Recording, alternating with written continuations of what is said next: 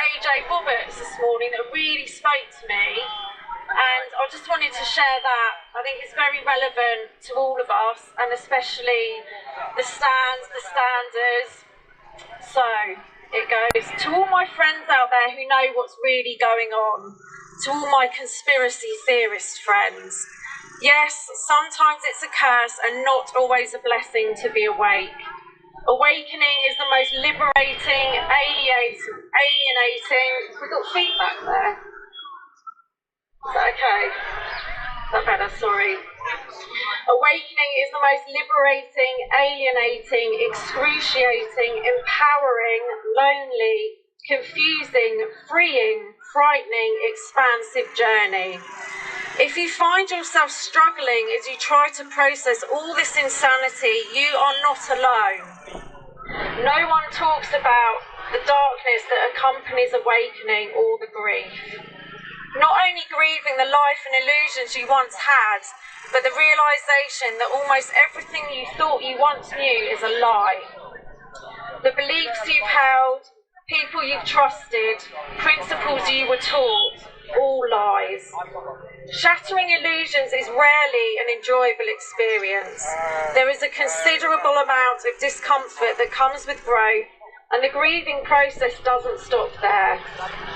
With these newfound realisations, you then find yourself grieving all over again, grieving the loss of many relationships with people who just don't get it, feeling alone, being ridiculed and shamed, not only by the masses, but for many of you, your very own family and friends too. Feeling like you no longer have much in common with the people you're surrounded by. Struggling with carrying on bullshit, shallow conversations that lack substance with those who are still fast asleep.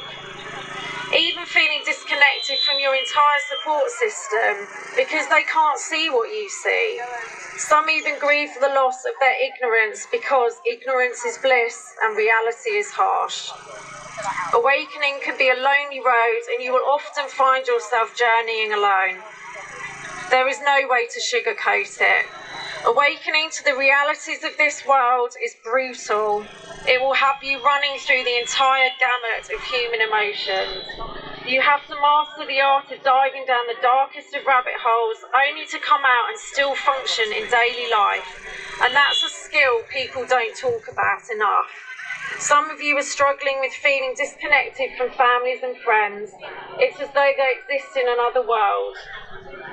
Please know you are not alone. And not only are you not alone, you have an entire tribe standing with you. We may be separated by miles, but we are deeply connected in purpose and in spirit. So I think that's really, it just encapsulates everything. I'll say it again, please know you are not alone. And not only are you not alone, you have an entire tribe standing with you. Don't forget, we found each other. This has been a hell of a couple of years, but there's always a silver lining to every cloud. And throughout this, we have created such incredible communities with each other. And we're seeing now more and more are growing out of these communities. We're really coming together to create the kind of world that we actually want to live in.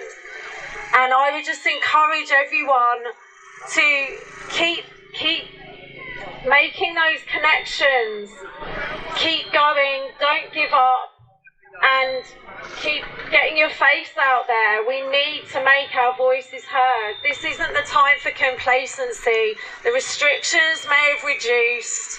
It may seem that things are relatively normal, but we know the truth. And so it's more important now than ever to just keep getting out there on the streets, on our streets, keeping the beacons burning.